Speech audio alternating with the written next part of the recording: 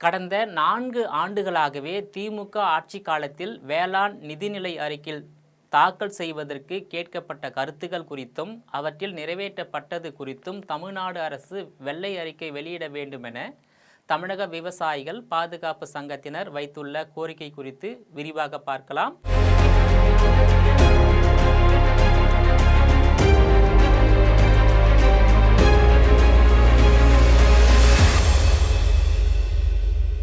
தமிழகத்தில் கடந்த 2021ஆம் ஆண்டு திமுக ஆட்சி அமைந்தது முதல் விவசாயிகளுக்கு அளித்த வாக்குறுதிப்படி வேளாண்மைக்கு தனி நிதிநிலை அறிக்கை தாக்கல் செய்யப்பட்டு வருகிறது. கடந்த 4 ஆண்டுகளாக வேளாண்மைக்கான நிதிநிலை அறிக்கை தாக்கல் செய்யப்படுவதற்கு முன்பாக மாநில அளவிலும் மண்டல அளவிலும் கருத்து கேட்பு கூட்டங்களை தொடர்ந்து மாண்புமிகு தமிழக வேளாண் மற்றும் உழவர் நலத்துறை அமைச்சர் எம்.ஆர்.கே. பன்னீர்செல்வம் அவர்கள் நடத்தி வருகிறார். இந்த கூட்டங்கள் அனைத்திலும் அந்தந்த பகுதி அமைச்சர் பெருமக்கள், சட்டமன்ற நாடாளுமன்ற உறுப்பினர்கள், மாவட்ட ஆட்சியர்கள், வேளாண் துறை சம்பந்தப்பட்ட அலுவலர்கள், விவசாய சங்க பிரதிநிதிகள், முன்னோடி விவசாயிகள், உழவர் உற்பத்தியாளர் நிறுவனங்களின் பிரதிநிதிகள் ஆகியோர் கலந்து கொண்டு தங்களுடைய கருத்துக்களை தெரிவித்து வருகின்றனர்.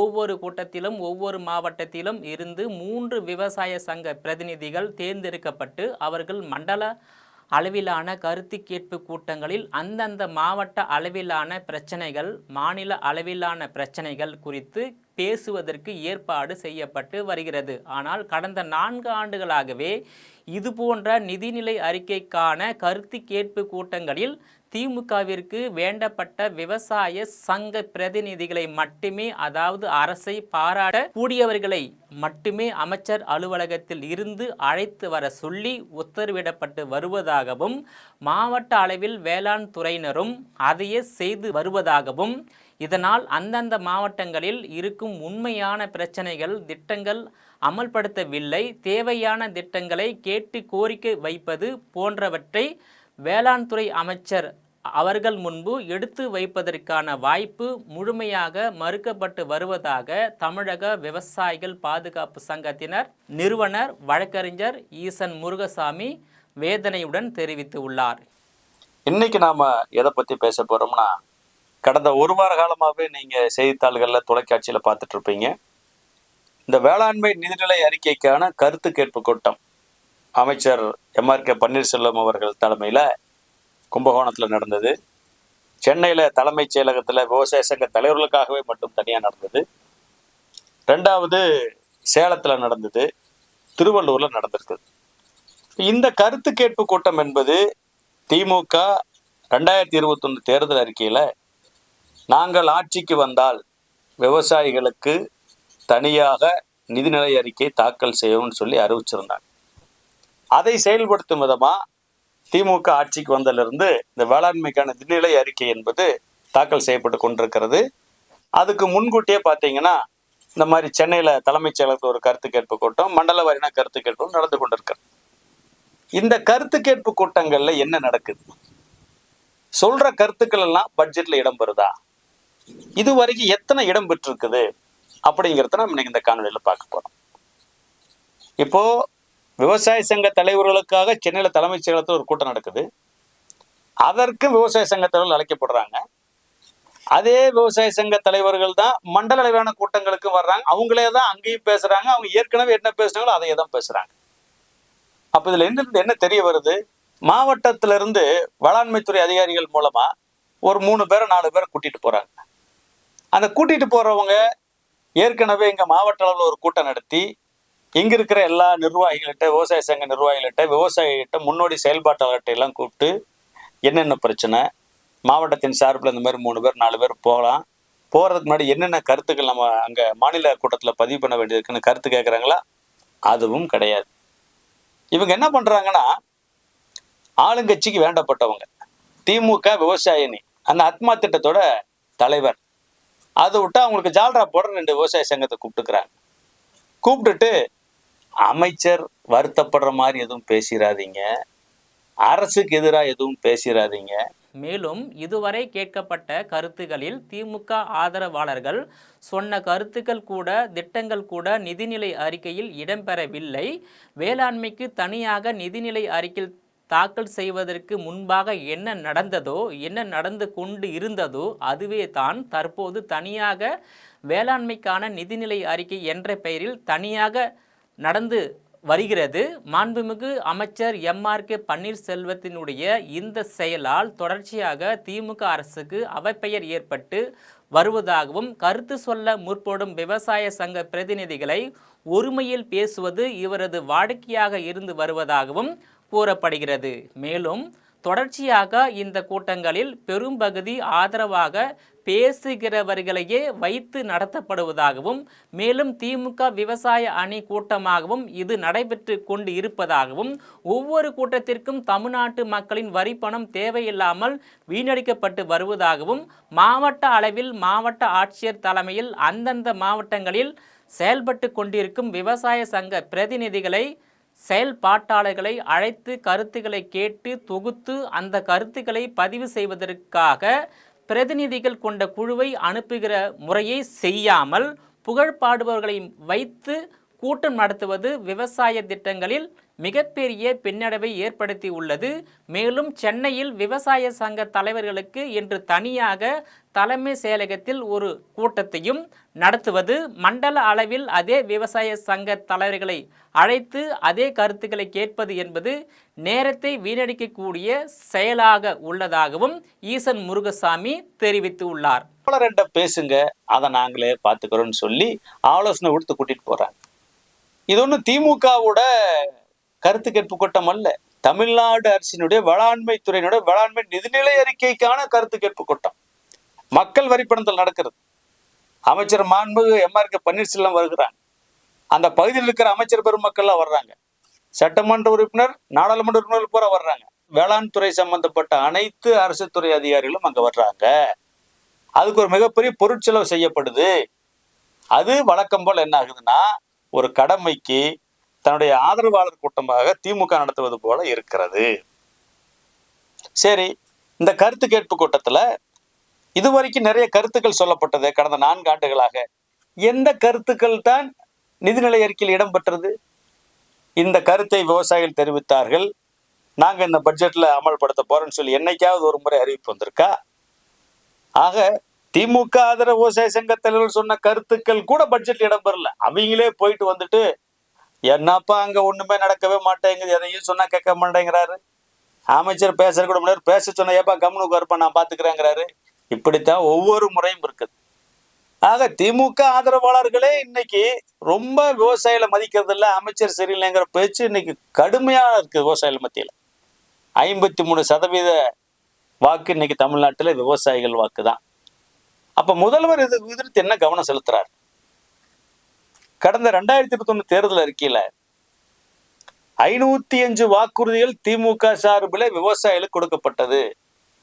அந்த 505 பாத்தீங்கன்னா வரிசையின் 23 இருந்து 110 வரைக்கும் மொத்தம் 83 வாக்குறுதிகள் விவசாயிகளுக்கு தரப்பட்டிருக்கு. இந்த 83ல 10 மட்டும்தான் நிறைவேற்றி இருக்கிறாங்களா? அதுல ஒண்ணுதான் வேளாண்மைக்கு தனி நிதிநிலை அறிக்கை. இந்த நிதிநிலை அறிக்கை போக மீதி இருக்கிற 9 பாத்தீங்கன்னா சின்ன சின்ன கோரிக்கைகள். அது நிறைவேற்றினாங்க கூட யாருக்கும் தெரியாது, அவங்களுக்கும் சொல்ல தெரியாது. ஆக 73 வாக்குறுதிகள் இன்னும் விவசாயிகளுக்கு அளிக்கப்பட்டது, நிறைவேற்றப்படவே இல்லை.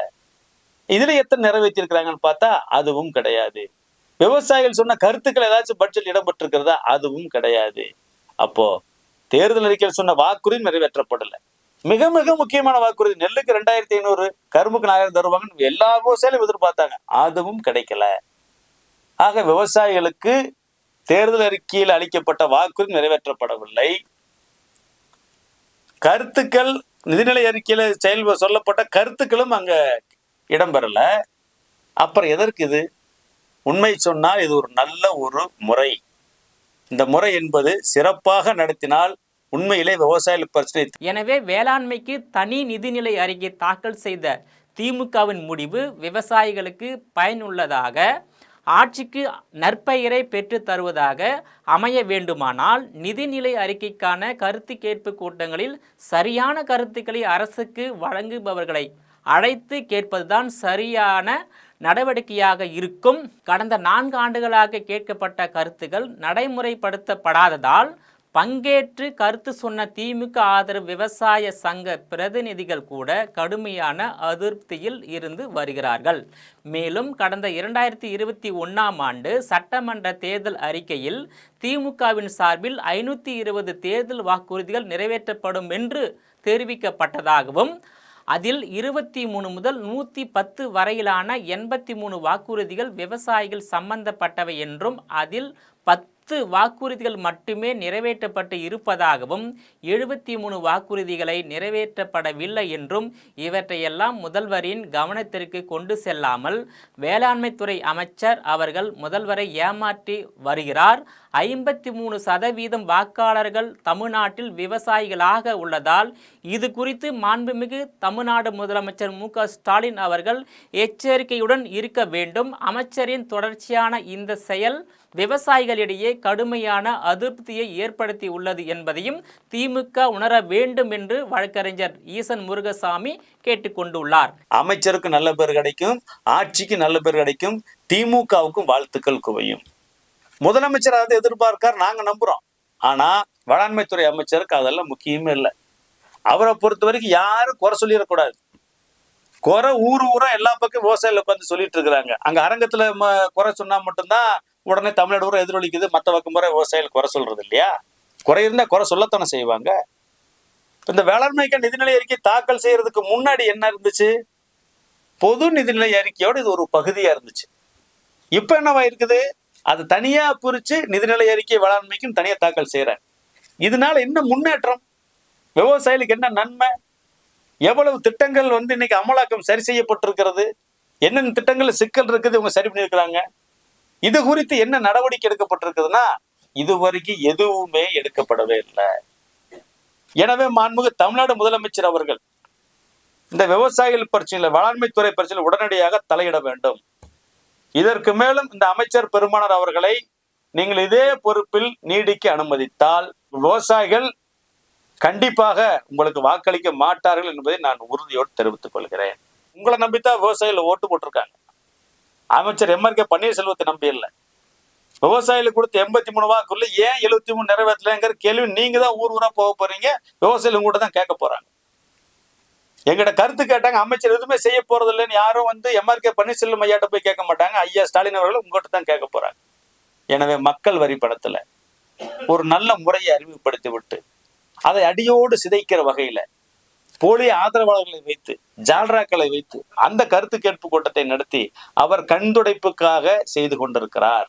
இதனால் அரசுக்கு பணம் தான் வீணாகுது, பேர் தான் கெட்டு போகுது, புகழொன்றும் பரப்பவில்லை. ஏன்னா அப்படி எதுவும் நடக்கவே இல்லை என்பதுதான் உண்மையாக இருக்கிறது. எனவே மாண்புமிகு தமிழ்நாடு முதல்வர் அவர்கள் விவசாயிகளுக்கு தேர்தலில் அளித்த வாக்குறுதியில் நிறைவேற்றியது குறித்து ஒரு வெள்ளை அறிக்கையும், இந்த வேளாண்மை நிதிநிலை அறிக்கையை நீங்கள் அறிமுகப்படுத்தி அதற்கான பெருமையை பெற்றிருப்பதால் அதனால் ஏற்பட்ட மாற்றங்கள் என்ன, முன்னேற்றங்கள் என்ன செயல்பாடுகள் சிறப்பாக்கப்பட்டிருக்குது என்பதையும் வெள்ளை அறிக்கையாக வெளியிட வேண்டும் என தமிழக விவசாயிகள் பாதுகாப்பு சங்கத்தின் சார்பில் நாங்கள் கேட்டுக்கொள்கிறோம். எனவே தமிழ்நாடு அரசு வேளாண்மைக்கான தனி நிதிநிலை அறிக்கை தாக்கல் செய்த பின்பு விவசாயிகள் வாழ்வாதாரத்தில் ஏற்பட்ட முன்னேற்றம், திட்டங்களின் செயலாக்கத்தில் ஏற்பட்ட முன்னேற்றம் ஆகியவற்றை குறித்தும் கருத்து கேட்பு கூட்டங்களில் தெரிவிக்கப்பட்ட கருத்துக்கள், அந்த கருத்துக்களின் நடைமுறைப்படுத்தப்பட்ட கருத்துக்கள் என்னென்ன என்பது குறித்து வெள்ளை அறிக்கை வெளியிட்டு வெளிப்படைத்தன்மையோடு நடந்து கொள்ள வேண்டும் என தமிழக விவசாயிகள் பாதுகாப்பு சங்கத்தின் சார்பில் கேட்டுக்கொள்வதாக வேண்டுகோள் விடுத்துள்ளனர். நேயர்களே, மீண்டும் இது போன்ற மற்றொரு நிகழ்ச்சியில் சந்திக்கிறேன். அதுவரையில் உங்களிடமிருந்து விடைபெறுவது நான் உங்கள் விஜயபாலன்.